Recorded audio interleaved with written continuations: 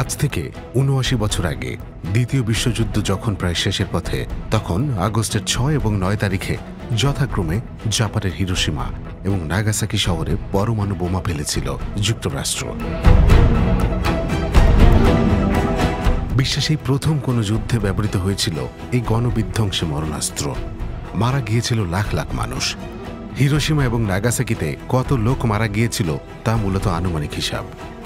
ধারণা করা হয় হিরোশিমা শহরের ৩.৫ লাখ মানুষের মধ্যে ১,৪০,০০০ মানুষ কেবল বোমার বিস্ফোরণে মারা যায়, আর নাগাসাকিতে মারা যায় ৭৪,০০০ মানুষ।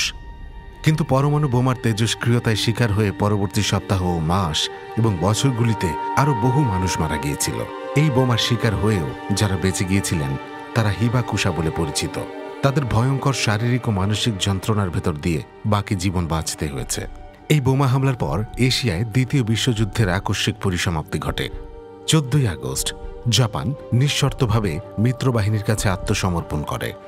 কিন্তু পরমাণু বোমার ভয়েই জাপান আত্মসমর্পণ করে বলে যে কথা বলা হয়, অনেক সমালোচক তার সঙ্গে দ্বিমত পোষণ করেন। তাদের মতে জাপান এই বোমা হামলার অনেক আগে থেকেই আত্মসমর্পণের প্রস্তুতি নিচ্ছিল।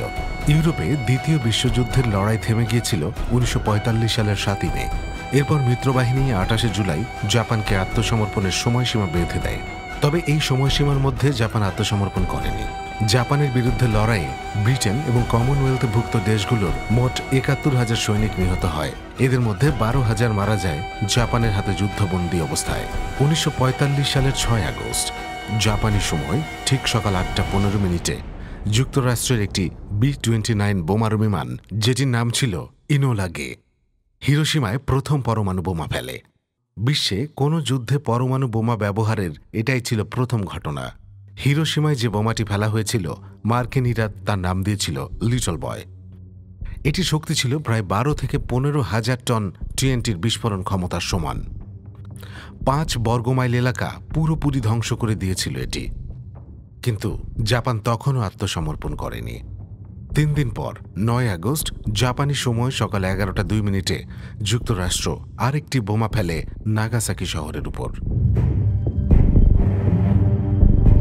নাগাসাকিতে যখন বোমা পড়েছিল তখন রেইকো হাডার বয়স মাত্র ৯ বছর। ফটো সাংবাদিক লি কারেন স্টোর সঙ্গে এক সাক্ষাৎকারে তিনি তার অভিজ্ঞতা বর্ণনা করেছেন।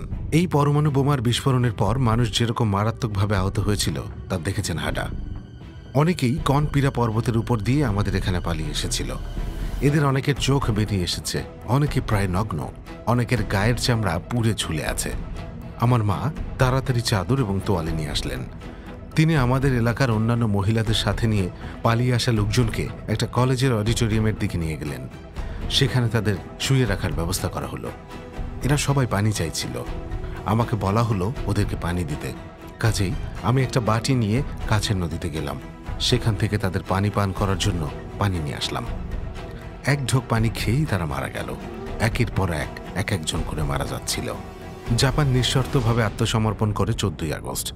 জাপানের আত্মসমর্পণের পর ব্রিটেন, যুক্তরাষ্ট্র, অস্ট্রেলিয়া এবং কানাডায় বিজয় উৎসব করার জন্য ২ দিন জাতীয় ছুটি ঘোষণা করা হয়।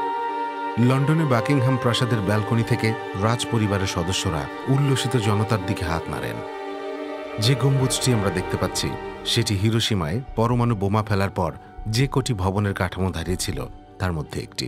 পরমাণু বোমা হামলার স্মারক হিসেবে এটিকে সংরক্ষণ করা হয়েছে।